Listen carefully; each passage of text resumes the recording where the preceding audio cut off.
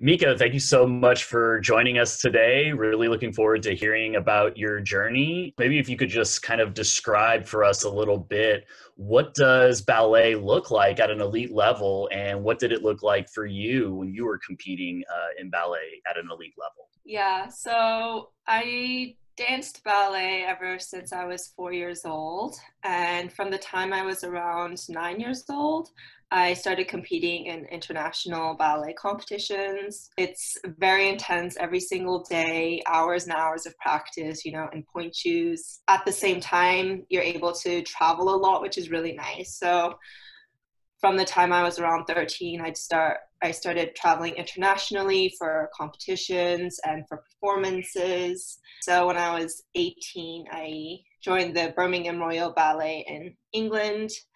And that's also intense as well. Like in a company, you're performing up to 9 performances a week and traveling around depending on whether you're a touring company or not. So yeah, that's kind of a little bit about my ballet journey and kind of how intense it can be. And for those of us that aren't familiar with ballet, is this typically something, you're talking about being involved at a very young age. Is this something that you do well into your 20s and 30s, or is it kind of a shorter shelf life for people that perform ballet? I think it's a little bit longer compared to some sports. Like you can do it until you're 40. I think I know some ballet dancers that are almost 40 that are still in professional ballet companies. But it does kind of get harder as you get older. And especially as a female, it's quite hard, especially if you want to have a family and you have kids and stuff like that. So tell us a little bit about your transition in your retirement. Was it something that you had planned out, or were you kind of forced to retire, or just kind of talk to us a little bit about the end of your ballet career? Yeah, so I retired from ballet when I was just about turning 19. And it was sort of planned, but not really. Like up until I was 17 or 18, I definitely thought I'd be doing ballet until I was at least 30 or 35. But when I was like 18, I was in my first ballet company, and I was going through a lot of struggles, I think, mentally and physically, in terms of like eating problems and just not really enjoying ballet as much anymore. And so it took me almost like a whole year to decide to leave. So it wasn't like all of a sudden. I did think about it a lot. And when I knew that that was the right decision for me and that I wanted to pursue college, then I made that decision for myself. And at the end of my season and at the end of my touring, it was not really planned, but at the same time, I did take my time to make that decision to leave. And did you have anybody helping you make that decision? I can only imagine, as somebody, in their late teens, having poured so much hard work into forming that type of career and then having to make that decision at really a young age. Did you have anybody helping you navigate that decision-making process? I did, but it was like the most difficult time of my life for sure. Like that year that I was kind of transitioning out of ballet was the hardest year of my life because it's not talked about that much in ballet in terms of what you do after the career. And I hadn't seen that many interviews, and I didn't know many dancers that had left the professional life of ballet and started college, so I didn't have too many people to look up to or to ask advice from. I did kind of make the decision a lot by myself, but I thankfully had my family in England where I was living at the time that supported me a lot, and they listened and kind of helped me make that decision. There was not too many sources of inspiration or places of advice I could go to from the ballet world at the time. Right. The companies are not helping you out with that decision, or after you make the decision to leave the company, you're basically done with them. Is that correct? Sometimes after you finish your dancing career, you can kind of stay with that company and help with like physiotherapy or help coach the dancers or stuff like that. But In my case, I wasn't with the company very long, and like I was only with them for like 1 season compared to some other dancers that could be with them for like 20 seasons, 20 plus seasons. So I wasn't like super, like I'm sure if I asked for help, like they would have helped me out. And you mentioned some of the challenges that you were facing were both mental and physical. Would you mind sharing just a couple of the specific challenges that you were facing upon retirement? I think the biggest challenge was not really loving my body that much towards the end. Like in ballet, you're always kind of trying to be physically like a certain way. And I kind of was realizing that my body was just like not like that, and that I just did not feel happy with my body image. And it was difficult. I mean, I had injuries, but that wasn't the worst part. Like injuries including like broken toes and broken metatarsals in my foot. But that wasn't like the worst part. The worst part was definitely like how mentally difficult it was to always have to like diet and always not feel kind of skinny enough for ballet. That was definitely the hardest. You were talking about winning the gold medal at that competition at 16, and even despite all these successes that you were accumulating and experiencing in that world, you still internally were not really happy with yourself, or I guess just the intensity of the sport was just something that never ended for you. I think it just got harder for me as I got older.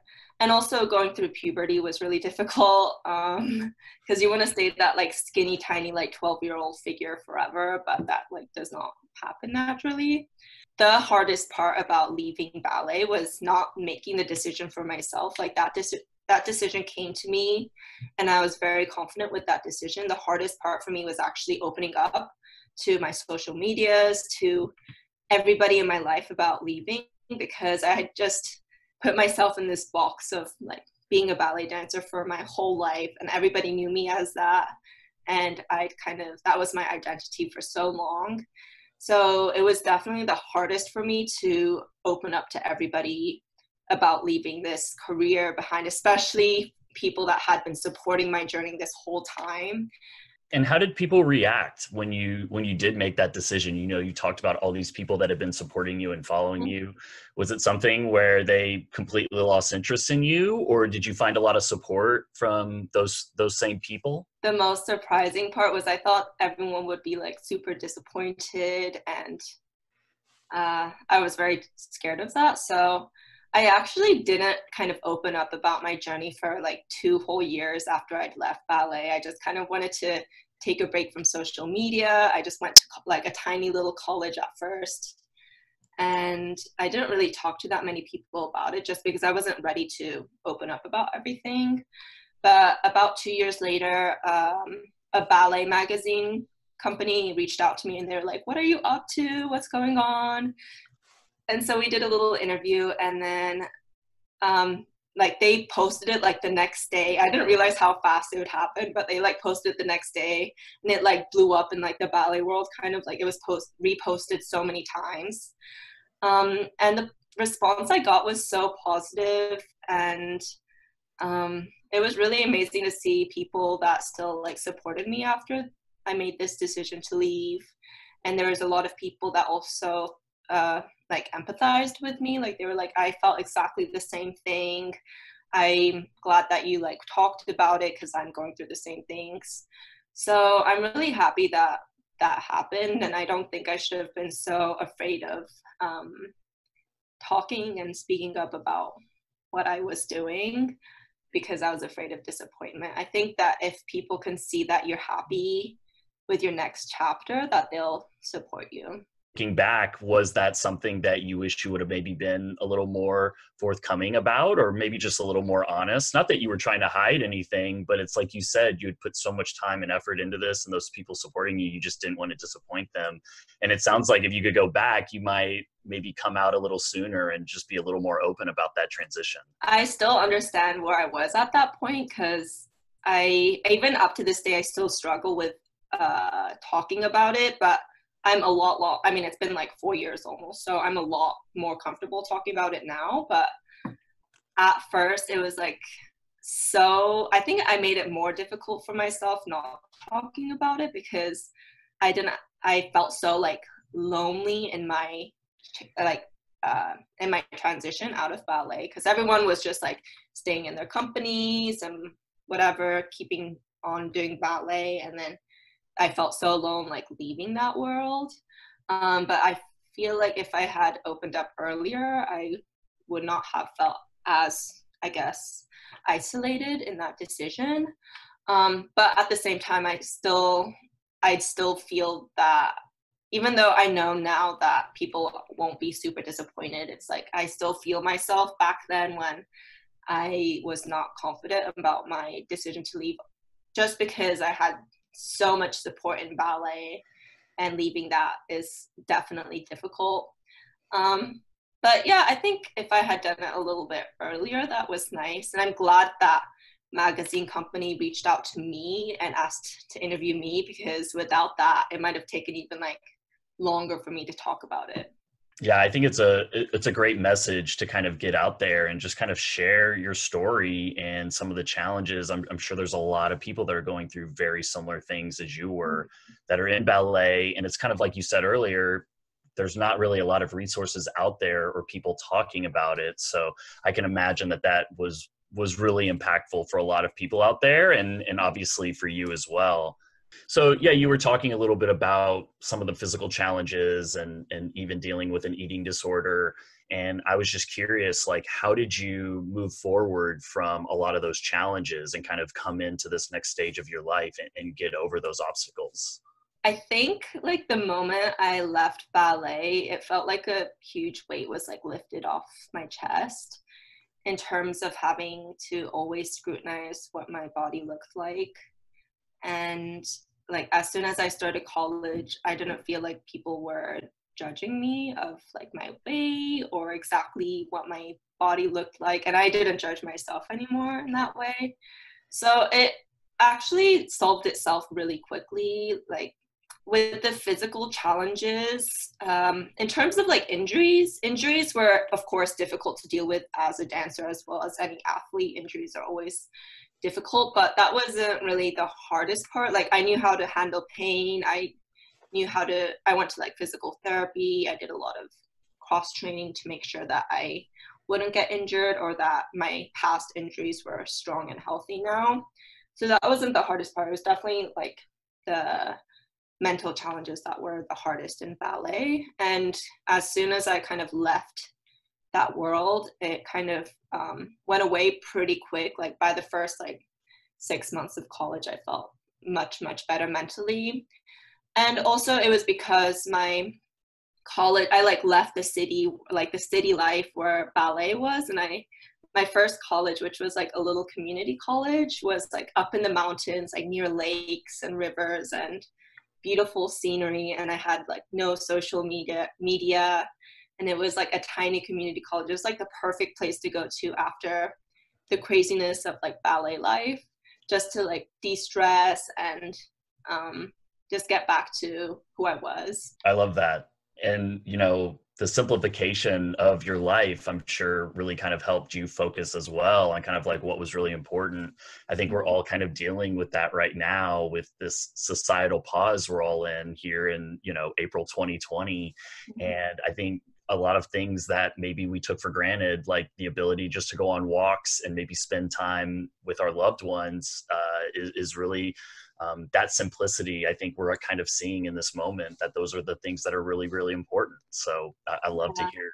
I love to hear you say that. I think before this, I was pretty appreciative of what I had in terms of like my friends, and I loved going to college, and I'd enjoy every day as much as I could. But this also helps me appreciate even more, I think, of what I'm able to have. Yeah, you talked about gratitude, and I'm just curious, is there anything in particular recently that you've become more grateful for during this time?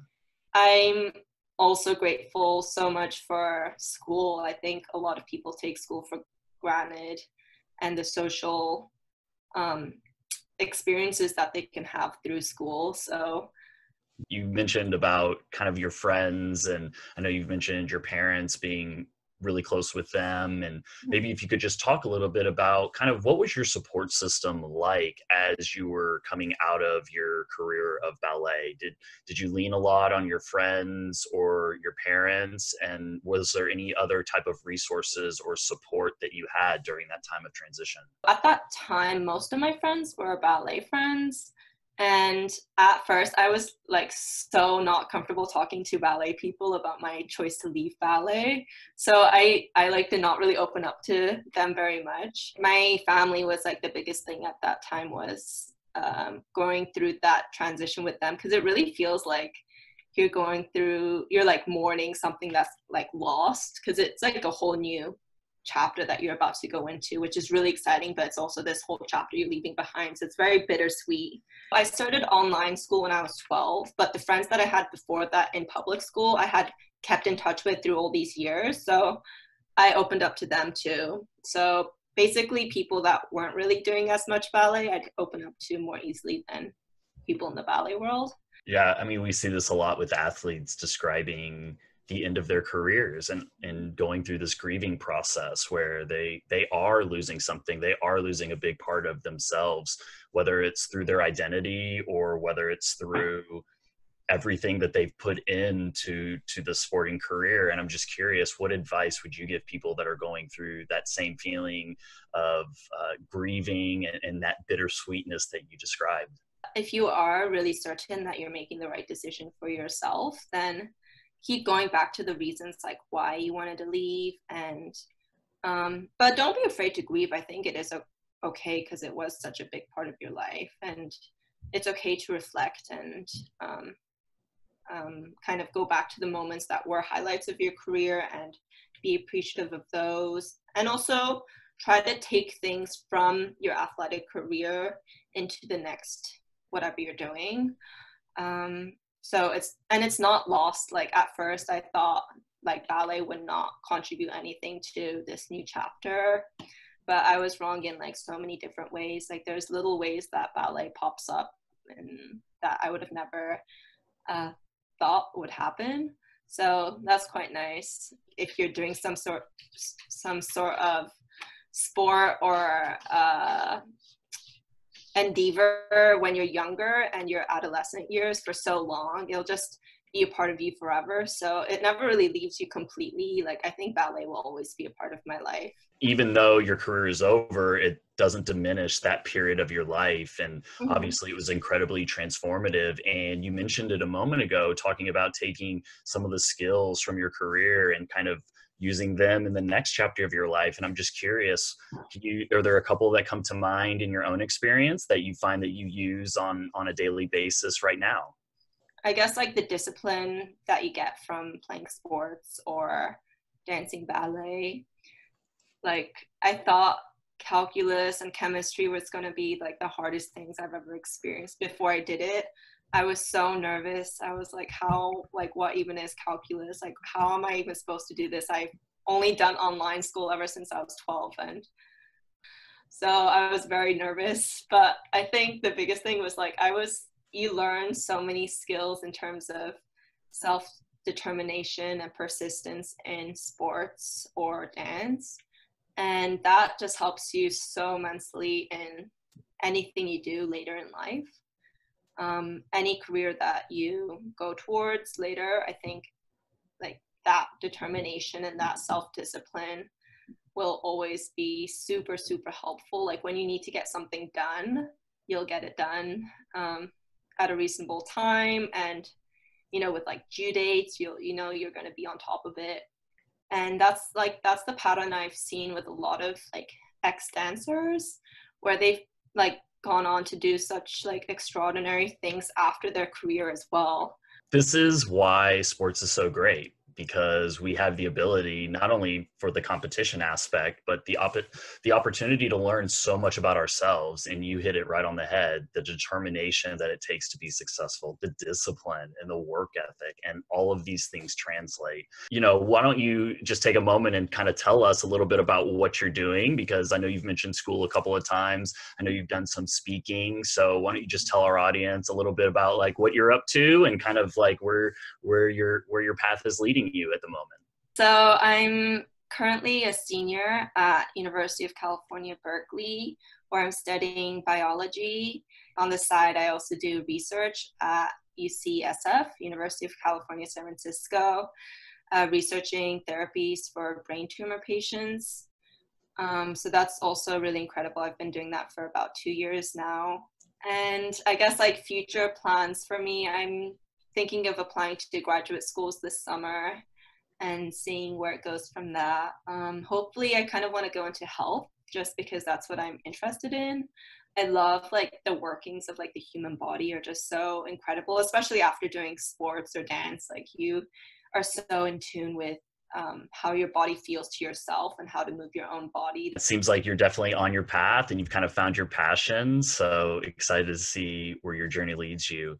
And I think just as we kind of wrap up here today, just wanted to know for yourself, I mean, you talked about this period where you had kind of like about a year ramp up where you were experiencing challenges and you were considering potentially leaving your sport. And I'm just curious if you could put yourself back in that time, and what would you tell yourself? What type of advice would you give yourself at that period of time as you were about to go into this retirement and transition in your life? I feel like I could say so much to myself back then. I was in such like a low point, and it was such a tough time for me. But I just tell myself that I think the biggest thing I'd say is that it's okay to open up to people.